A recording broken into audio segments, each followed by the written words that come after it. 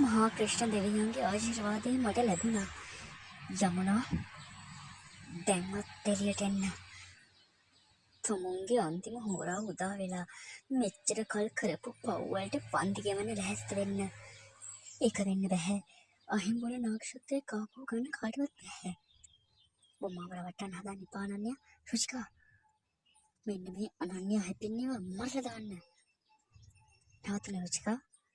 මම ඉන්නකල් මගේ පිටතට අතක්වත් තියන්න මම කාටවත් කියලා දෙන්නේ නැහැ. සූර්ය වංශයේ කුමාරයෙක් හැටියට මම අද ඔබේ ඔය ද්‍රෝහිකම තිත තියෙනවා. යමුනා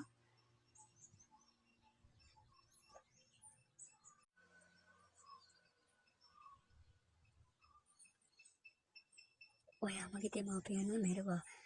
මගේ සතුට උරගත්තා. ඒ මදිවට මගේ සහෝදරිය වගේ හිටපු රුචිකා ද්‍රෝහියෙක් කළා. ඔයා තමයි ඒ 8 වෙනි මිනී මරුවා.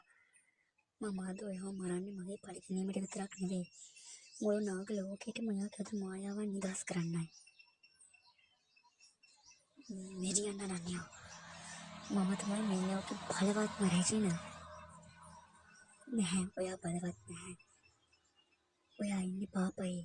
ක්‍රිෂ්ණ දෙවියන්ගේ බලය ඉස්සරහා ඔයාගේ අද මායාවන් අළු වෙලා යාවි. ජය ශ්‍රී ක්‍රිෂ්ණ. ජය භෝලේනාත්. සත්‍ය සම්මදා ජයගනි. මේක මගේ මව්පියන් වෙනුවෙන්.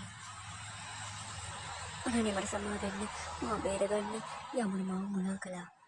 ද්‍රෝහීන්ට සමාවක් නෑ රුචිකා. ඒත් ඔයා ගෙන්නව තීරණය කරන්නේ මම නෙවෙයි. අනන්‍යා. රුචිකා මරණයට වඩා තරුණ දඩුවමක් මම ඔයාට දෙනවා. අදින් පස්සේ ඔයාලට කිසිම නාග ශක්තියක් ලැබෙන්නේ නැති වෙයි.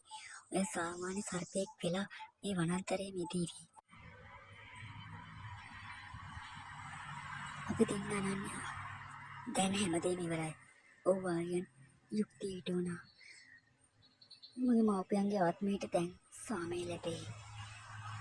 මේ සියල්ල වහන්සේලාගේ ආශිර්වාදය නිසා. ජය වේවා දෙවියනි. ජය වේවා.